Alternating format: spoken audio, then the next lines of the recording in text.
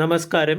European ഫ്യൂച്ചറും American ഫ്യൂച്ചറും 1% ഇടിഞ്ഞതും ഏഷ്യൻ മാർക്കറ്റിലുടനീളം സെല്ലിംഗ് പ്രഷർ ശക്തമായതും മൂലം ഇന്നത്തെ ട്രേഡിംഗ് സെഷനിലും ഇന്ത്യൻ മാർക്കറ്റിൽ ഒരു ഗ്യാപ് ഡൗൺ ഓപ്പണിംഗ് പ്രതീക്ഷിക്കാം.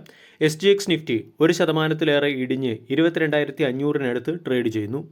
കഴിഞ്ഞ ദിവസവും ഏഷ്യൻ മാർക്കറ്റിൽ സെല്ലിംഗ് പ്രഷർ ശക്തമായിരുന്നു.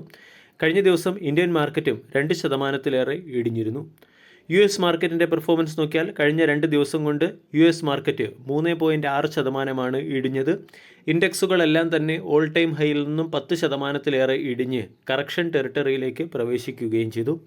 ഗ്ലോബൽ മാർക്കറ്റിൽ ഉടനീളം നീണ്ടു നിൽക്കുന്ന ഈ വീക്ക്നെസ്സിന് പിന്നിലെ പ്രധാന കാരണം ഇറാനിൽ അമേരിക്ക കരയുദ്ധത്തിലേക്ക് കടന്നേക്കും എന്നുള്ള ആശങ്കയും ക്രൂഡിൻ്റെ വിലയിലുണ്ടായിരിക്കുന്ന വർധനവും മൂലമാണ്. ഏഷ്യൻ മാർക്കറ്റിൻ്റെ അവസ്ഥ നോക്കിയാൽ ജപ്പാൻ്റെ ഇൻഡെക്സും സൗത്ത് കൊറിയൻ ഇൻഡെക്സും 5% ഇടിഞ്ഞാണ് ട്രേഡ് ചെയ്യുന്നത്. MSI ഏഷ്യ പസഫിക് ഇൻഡെക്സ് 2% ഇടിഞ്ഞു. കൂടാതെ ബ്രന്റ് ക്രൂഡിൻ്റെ വില 2.7% വർദ്ധിച്ച് $115 പെർ ബാരൽ എന്ന ലെവലിലേക്കെത്തി. ഇതെല്ലാം ഇന്ന് ഇന്ത്യൻ മാർക്കറ്റിനെ പ്രതികൂലമായി ബാധിക്കാനുള്ള സാധ്യതയാണ് കാണുന്നത്. 22,500 മാർക്കറ്റിൻ്റെ ഒരു പ്രധാന സപ്പോർട്ടാണ്. ഈ സപ്പോർട്ട് സോണിന് അടുത്തായിട്ടുള്ള ഓപ്പണിംഗ് വേണം ഇന്ന് നമ്മൾക്ക് മാർക്കറ്റിൽ പ്രതീക്ഷിക്കാൻ. ഇനി മറ്റ് ചില പ്രധാനപ്പെട്ട സ്റ്റോക്കുകളിൽ വന്ന ലേറ്റസ്റ്റ് അപ്ഡേറ്റിലേക്ക് കടക്കാം. ഒന്നാമത്തേത് Aravind smart space. Aravind smart space മുംബൈയിലെ ഫസ്റ്റ് റെസിഡൻഷ്യൽ അപ്പാർട്ട്മെൻറ്റ് പ്രോജക്റ്റ് ആരംഭിച്ചിട്ടുണ്ട്. ഇതിൻ്റെ പശ്ചാത്തലത്തിൽ സ്റ്റോക്കിനെ ശ്രദ്ധിക്കാം.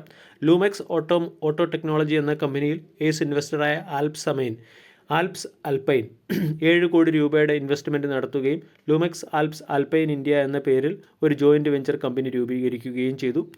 ഏഷ്യർ മോട്ടോറും ഇന്ന് മാർക്കറ്റിൻ്റെ ശ്രദ്ധയാകർഷിക്കാൻ സാധ്യതയുണ്ട്. 2 വീലറായ റോയൽ എൻഫീൽഡ് ഗർല എന്ന പേരിൽ ഒരു പുതിയ 2 വീലർ മാർക്കറ്റിൽ ലോഞ്ച് ചെയ്യുന്നുണ്ട്.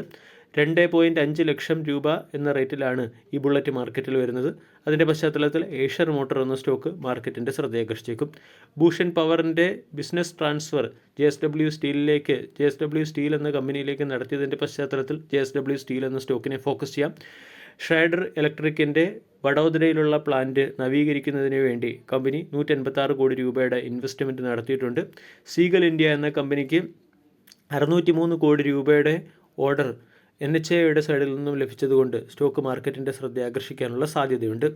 കൂടാതെ ക്രാക്കർ ഫർണസ് പാക്കേജ് സെറ്റപ്പ് ചെയ്യുന്നതിന് വേണ്ടി JNK ഇന്ത്യ എന്ന കമ്പനിക്ക് 600 കോടി രൂപയുടെ റേഞ്ചിലുള്ള ഒരു ഓർഡർ ലഭിച്ചിട്ടുണ്ട്.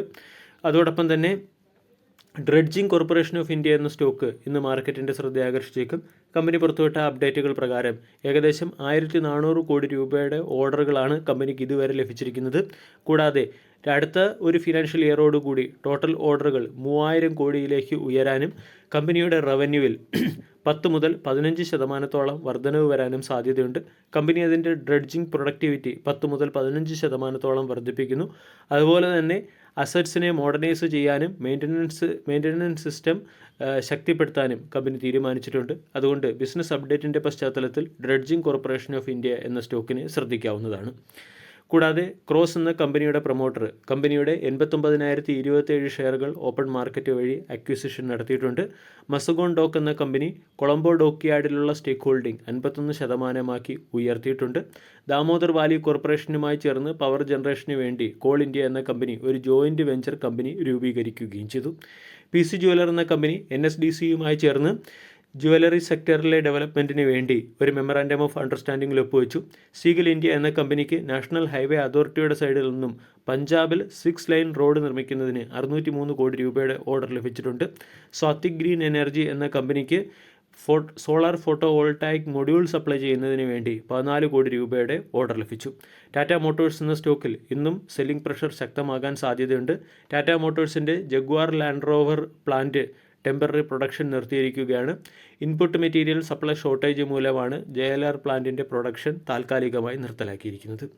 കൂടാതെ റെയിൽടെൽ കോർപ്പറേഷൻ എന്ന കമ്പനിക്ക് 444 കോടി രൂപയുടെ ഓർഡർ ലഭിച്ചിട്ടുണ്ട്.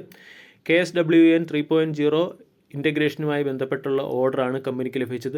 കവചിൻ്റെ ഓർഡർ ബുക്ക്, അതായത് കവച് ആൻറ്റി കൊളിഷൻ സിസ്റ്റം ഇൻസ്റ്റാളേഷനുമായി ബന്ധപ്പെട്ട് 1000 കോടി രൂപയുടെ ഓർഡർ കമ്പനിക്ക് ഉണ്ട്. ഇതുവഴി ടോട്ടൽ ഓർഡർ ബുക്ക് പരിശോധിച്ചാൽ 10,166 കോടി രൂപയുടെ ഓർഡറാണ് കമ്പനിക്ക് ഇതുവരെയുള്ളത്. അതോടൊപ്പം തന്നെ മുംബൈ പോർട്ട് അതോറിറ്റിയിൽ നിന്നും 13 കോടി രൂപയുടെ ഒരു അഡീഷണൽ ഓർഡർ കൂടി ലഭിച്ചിട്ടുണ്ട്. ഇതിൻ്റെ പശ്ചാത്തലത്തിൽ സ്റ്റോക്ക് മാർക്കറ്റിൻ്റെ ശ്രദ്ധ ആകർഷിക്കാനുള്ള സാധ്യത കൂടുതലാണ്. ഇൻഫ്ര പ്രോജക്ട്സ് എന്ന കമ്പനിക്ക് നാഷണൽ ഹൈവേ അതോറിറ്റിയുടെ സൈഡിൽ നിന്നും 1454 കോടി രൂപയുടെ ഒരു ഓർഡർ ലഭിച്ചിട്ടുണ്ട്. അവന്യൂ സൂപ്പർ മാർട്ട് പുതിയൊരു സ്റ്റോർ ഓപ്പൺ ചെയ്ത് ടോട്ടൽ സ്റ്റോറുകളുടെ എണ്ണം 481 ഉയർത്തിയിട്ടുണ്ട്. സിംഫണി എന്ന കമ്പനി ക്ലൈമറ്റ് ഹോൾഡിംഗ്സ് പ്രൈവറ്റ് ലിമിറ്റഡിൽ 165 കോടി രൂപയുടെ ഇൻവെസ്റ്റ്മെൻറ്റ് നടത്തിയതുകൊണ്ട് സിംഫണി എന്ന സ്റ്റോക്കിനെ ഫോക്കസ് ചെയ്യാവുന്നതാണ്. അതോടൊപ്പം തന്നെ NHPC 240 മെഗാവാട്ട് ശേഷിയുള്ള ഹൈഡ്രോ ഇലക്ട്രിക് പ്രോജക്റ്റ് സ്റ്റാർട്ട് ചെയ്യുന്നതിന് വേണ്ടി Dulhasti stage 2 hydro electric project start ചെയ്യാൻ പോവുകയാണ്. അതുകൊണ്ട് NHPC എന്ന സ്റ്റോക്ക് മാർക്കറ്റിൻ്റെ ശ്രദ്ധ ആകർഷിക്കാനുള്ള സാധ്യത കൂടുതലാണ്.